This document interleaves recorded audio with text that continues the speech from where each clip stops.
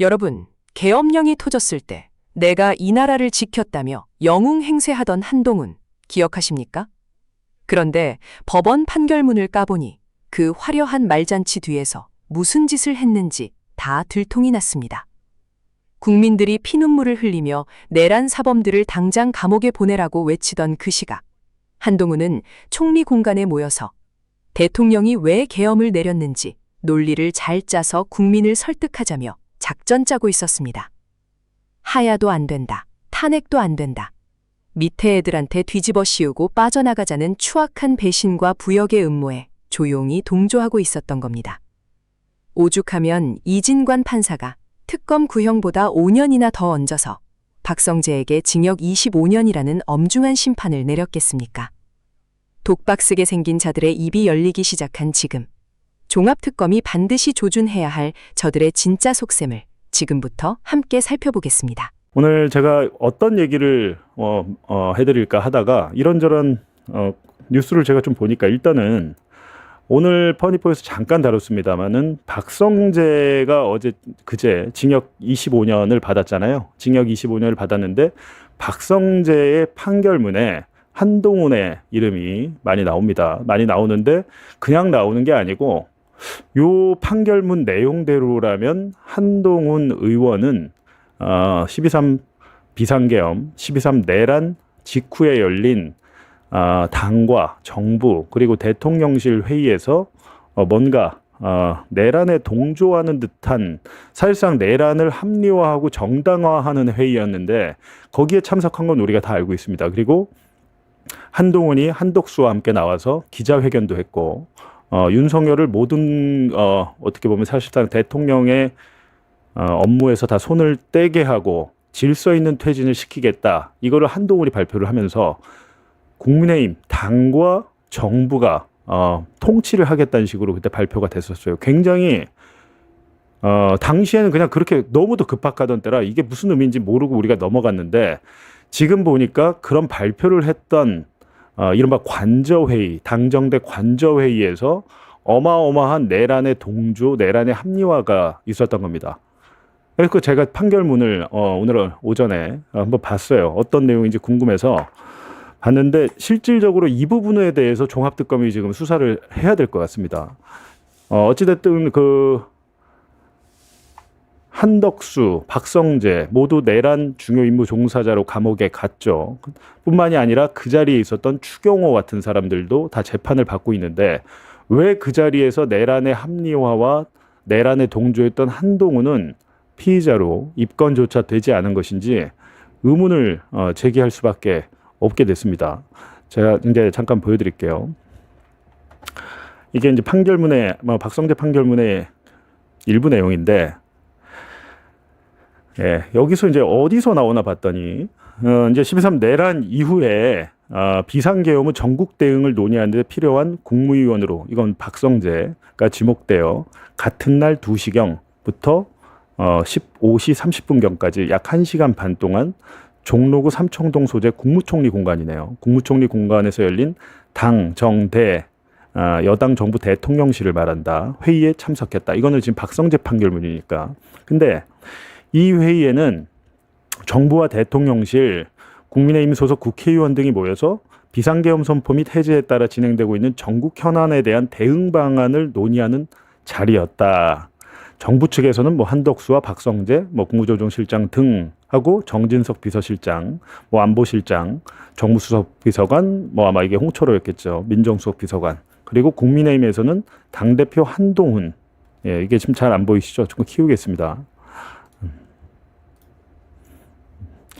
당대표 한동훈, 그리고 교섭단체, 국민의힘 대표, 원내대표 추경호, 그리고 국회의원 나경원과 김기현 등이 국무총리 공간에서 대책회의를 했다는 거죠. 이 회의에서 정진석 비서실장은 윤석열이 이 사건 비상계엄을 선포한 이유에 관하여 야당의 의회 폭권은 헌정 질서를 문란하게 하는 행위, 그로 인해 편안한 날이 없어 분노하였으며 결국 고뇌 끝에 정상화를 위해 비상계엄 선포를 결심하게 되었다는 취지로 설명을 했답니다. 이건 윤석열이랑 정진석이랑 얘기가 된 거겠죠. 그리고 이날 회의 중에 윤석열이 비상계엄을 선포한 이유에 대해 직접 설명해야 한다는 논의가 나온 겁니다. 이거를 지금 그게 아니라 내란 사범을 당장 체포해서 특검을 하고 파면을 시키고 감옥에 보내야 되는데 그게 아니고 이런 정당한 사유가 있었고 이 선포한 이유에 대해서 윤석열이 국민에게 설명해야 한다. 실제로 12월 7일인가 기자회견이 열리잖아요.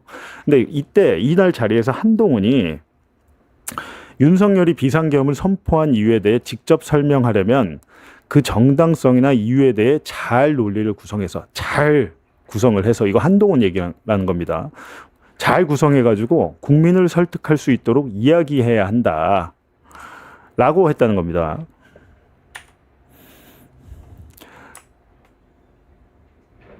그리고 이제 이어지는 이야기해야지. 그러니까 논리를 잘 구성해서 국민들에게 이야기해야지. 그냥 윤석열이가 자기 주장을 막 하면 안 된다. 방향까지 이제 한동훈이 제시를 했다는 거예요.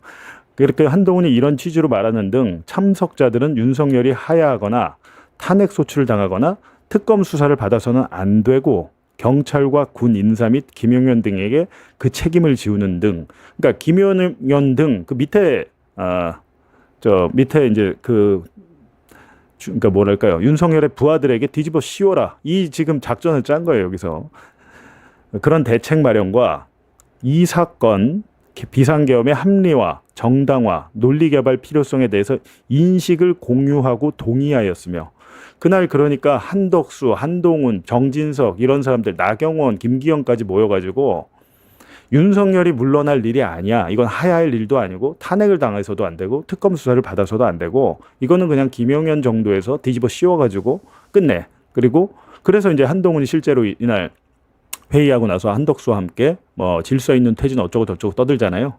그게 여기서 굉장히 이게 중요한 얘기입니다. 논리를 개발 필요성에 대해서 인식을 공유하고 이 참석자들이 동의를 했다는 겁니다. 예. 그리고 박성재는 계엄의 정당성, 불가피성에 대한 논리를 구성해서 금일 자정까지 윤석열에게 보고하겠다고 이야기했다. 예. AT가 정진석이었죠. 예, 정진석이 하여튼 이 논리를 구성해가지고 윤석열에게 보고하겠다고 이야기했다. 피고인 박성재는 그 과정에서 당정대 회의에 따른 역할을 수행하고자 소지한 수첩에 논의된 주요 내용을 기재하였다.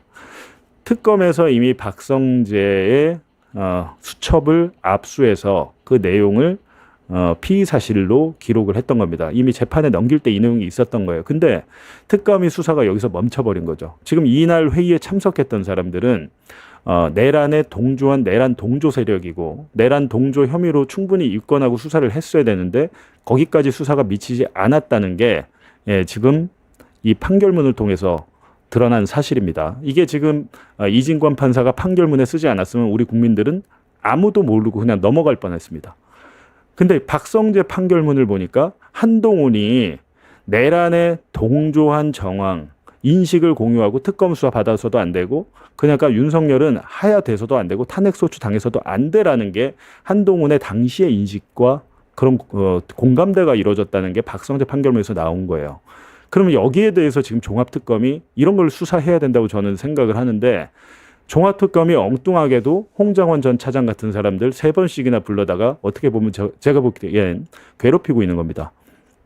이른바 조태용 국정원장의 라인 그리고 당시 국정원의 기조실장은 지검장 출신 윤석열 라인에 검사하고 있었습니다. 이른바 그 사람들 다 조태용 라인이에요. 그 조태용 라인들이 특검에 가서 말을 한 것만을 가지고 홍장원이 뭐 내란을 CIA에 정당화하는 뭐 설명을 하는 지시를 했다라든지 이런 것들로 하고 있는데 정작 지금의 이제 종합특검이란 것은 지금 2번째 연장을 했기 때문에 이제 30일밖에 안 남았는데 엉뚱한 방향으로 수사를 하고 있고 정작 해야 될 수사는 하지 않고 있는 게 아닌가라는 우려와 걱정이 좀 들거든요. 이런 부분에 대해서 왜 유독 검사 출신들은 다 빠져나가는 것인가? 제가 그 의문을 표하지 않을 수 없어요. 박성재만 해도 특검 수사 때 구속영장이 2번 기각됐습니다. 이진관 판사 아니었으면 아마 박성재는 무죄 나왔을지도 몰라요. 이진관이었기 때문에 징역 25년 나온 겁니다. 특검이 구형한 것보다도 5년을 더 얹어서 선고를 했잖아요. 근데 이 판결문을 자세히 보니까 한동훈이 내란에 동조하고 어떻게 보면 소극적으로나마 가담한 혐의가 나오잖아요. 같은 선상에서 놓고 보면 홍장원 차장이 조태용의 뭐 지시를 받아서 어떤 행위를 했다고 해서 왜 그거는 수사를 하고 이 한동훈에 대해서는 입건조차 하지 않는 것인지 묻지 않을 수가 없습니다. 따라서 한동훈에 대해서 지금 30일 남았으니까 종합특검이 박성재 수첩을 이미 그 증거물로서 확보를 했다는 거 아니에요. 수첩에 있는 내용대로 해서 이날 당정대 회의에 참석한 모든 사람들을 입건해서 지금 제가 볼 때 박성재와 한덕수는 구속돼 있잖아요. 감옥에 있어요. 이미 자기들은 거의 자포자기한 심정일 겁니다. 박성재 2심에서 감형돼봐야 몇 년 되겠습니까? 근데 이 자포자기한 이 피고인들을 불러다가 그날 당정대 회의에서 무슨 이야기를 했는지 조사를 하십시오. 조사를 해보면 지금은 진술을 할 동기가 충분합니다. 왜냐하면 자기 혼자 죽기 억울하거든요. 나 혼자 죽기 억울하고 쟤는 국회의원이 돼가지고 국회 가가지고 큰 소리 치고 있어. 거기에 대해서 야 너는 그때 우리랑 같은 배 탔었잖아. 근데 한동훈이 홍장원 그 당시 1차장의 폭로로 인해서 알고 보니까 체포 명단에 자기도 있었던 거예요. 그럼 얼마나 열이 빡치겠습니까? 얼마나 빡치겠습니까? 자기가. 나까지 잡아서 죽이려고 했어? 라는 생각이 드니까 그때부터 노선을 바꾼 겁니다. 본인이 무슨 뭐 12.3 비상계엄을 뭐 진압을 하고 어쩌고저쩌고 떠드는데 전혀 아니에요. 지금 비상계엄 이후에 당정대 회의에서는 부역을 해놓고 나중에 윤석열이 나까지 잡아 죽이려고 했네. 이재명만 죽이려고 한 게 아니네. 라는 것을 인식하고 나서 한 행동이겠죠. 예. 근데 그러니까 이런 사람들이 윤석열 정권에서 출세를 하고 윤석열의 황태자로 법무부 장관까지 나이 50에 해놓고 뭔가 특혜를 다 받고 싸우다가 불리하니까 어디 뭐 서천시장인가 그 앞에서 기다리고 눈 맞으면서 기다리고 있다가 90도로 인사를 하고 그랬던 사람이 지금에 와서는 자기가 비상계엄을 저지했다 이런 주장을 하고 있는데 그게 아니고 이거는 이 사건은 이날 당정대 회의는 당장 수사를 해서 전모를 좀 밝혔으면 좋겠다는 겁니다. 지금 추경호만 재판받고 있잖아요. 근데 지금 여기 나경원도 있고 나경원 같은 경우 한동훈 또 얼마나 싫어합니까? 예, 나경원 불러다 조사하고 하면 다 이날 진실이 나올 것 같습니다. 그러니까 박성재 판결문에 한동훈의 어떤 내란 동조 혐의가 담긴 정황이 처음 확인이 됐다. 특검이 박성재의 수첩도 갖고 있고 조사할 권한도 있으니까 이걸 좀 시급하게 종합특검 남은 기간 동안 했으면 좋겠습니다. 오늘 첫 번째 의제 같은 경우에는 박성재 드디어 윤석열 정부 국무위원 중에서 내란에 가담한 마지막 피고인 1심 선고가 있었고요.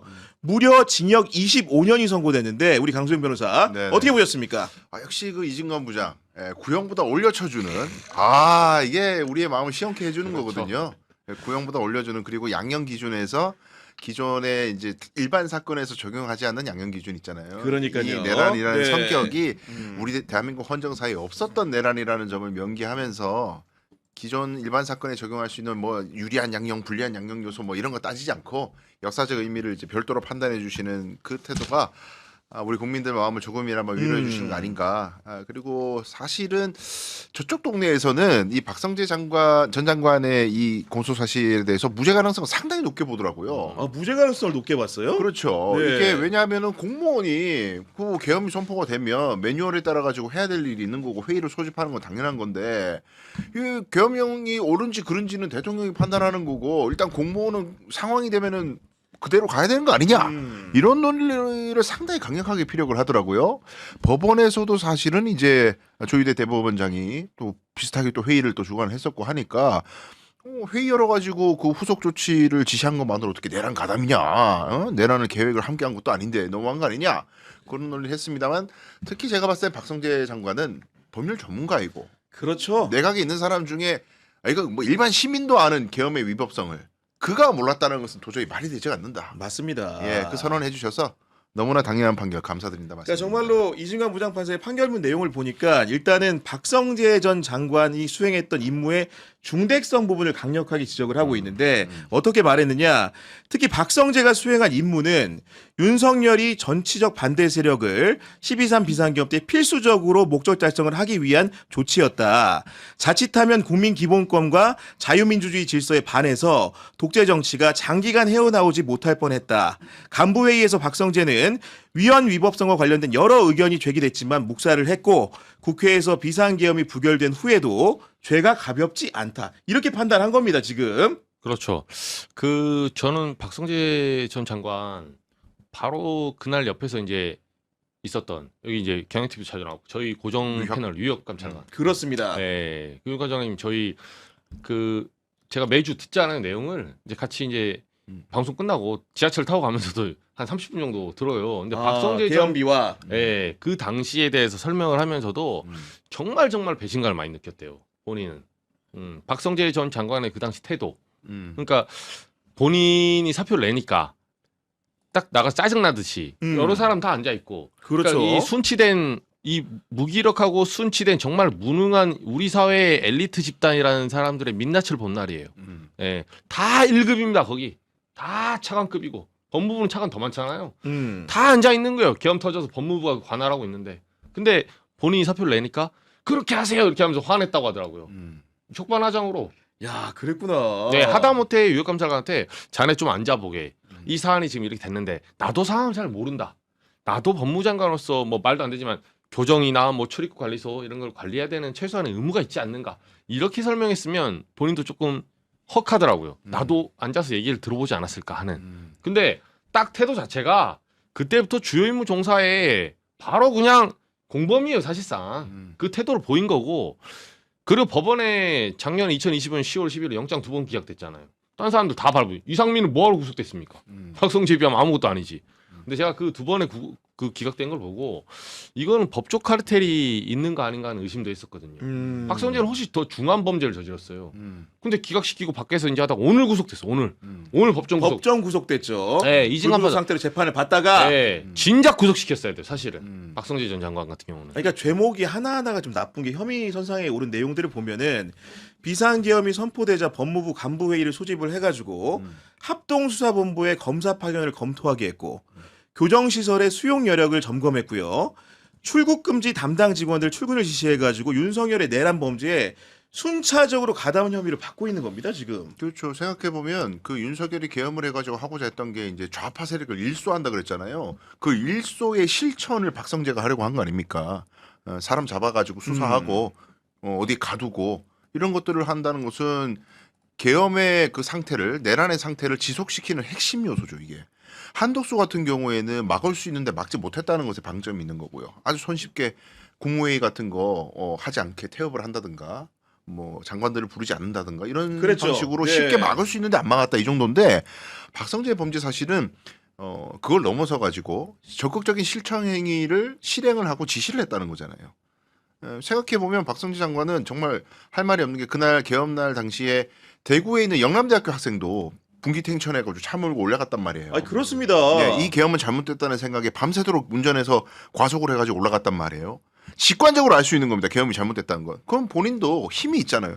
대학생들은 힘이 없어서 장갑차를 손으로 막지만 본인은 이건 힘이 있기 때문에 그 사람들 그 날고 긴다는 법 잘한다는 대한민국에서 최고 엘리트들 모아놓고 우리가 봤을 때 이 계엄은 잘못된 건데 여기 우리 협력하지 맙시다. 역사의 죄인이 될 수는 없습니다. 그래서 일단 회의는 열었지만 우리는 지금 아무 결정도 하지 맙시다. 그리고 지금 국회에 국회의원들이 모이고 있다고 하는데 그렇게 했어야 당연히 맞겠죠. 이렇게 네. 했어야죠. 근데 뭐 계엄의 위법성 판단은 뭐 사후적 판단을 하는 것이고 나는 몰랐고 아주 비겁한 그게 철퇴가 내려져서 너무 속이 시원합니다. 그리고 비상계엄이 선포된 직후에 보인 비겁한 행동뿐 아니라 심지어는 국회에서 비상계엄이 해제된 직후에도 법무부 검찰과를 시켜가지고 계엄을 정당화하는 논리가 담긴 권한 남용 문건을 작성하기 지시한 혐의도 받고 있기 때문에 굉장히 중죄라는 것이고 이에 대해서 이진관 부장판사 같은 경우에는 법정에서 보인 특히 윤석열식의 박성재의 진술 태도를 굉장히 꾸짖었는데 어떻게 설명을 했냐면 박성재는 서슴없이 허위로 진술하거나 CCTV가 있는데 아무 기억이 없다고 진술하고 새로운 증거가 나왔냐고 되묻고 진술한 내용을 결정하는 태도를 보였다. 박성재는 신문 과정에서 변호인 물음에 대해 많은 책임감을 느끼고 국민에게 죄송하다고 진술했지만 앞서 박성재가 보인 태도에 비추어 박성재가 진정하게 반성하거나 국민 국가의 피해 회복을 도우려고 했다고 보이지 않는다. 이것이 바로 이진관의 판결 내용입니다. 그렇습니다. 그걸 이진관 부장판사께서 말씀 지적하시는 대로 이 범행의 경위라든가 이런 것들 처음부터 인정하고 자백하는 태도를 보였다면은 이 계엄을 둘러싸가지고 뭐 내란이냐 아니냐 이런 사회 갈등이 훨씬 적어졌을 거예요. 그럼요. 네. 네, 박성재 장관이 핵심이었어요. 법무부 장관으로서 내가 돌이켜 보면 이건 명백히 잘못된 계엄이고 내란임에 의심의 여지가 없다.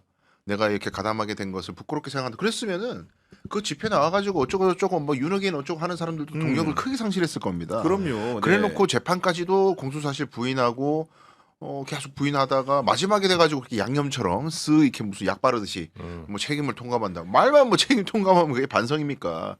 헌정질서 회복을 위한 어떤 노력도 하지 않았다는 거죠. 그리고 이제 이진관 부장판사 같은 경우에는 아까 이제 우리 강소연 변호사 지적을 해줬지만은 검사 생활을 굉장히 오래 한 공무원이거든요. 그렇기 때문에 누구보다도 헌법과 법률을 잘 아는 사람인데 이런 범행을 저질렀다는 점에서 어떻게 판단을 했냐?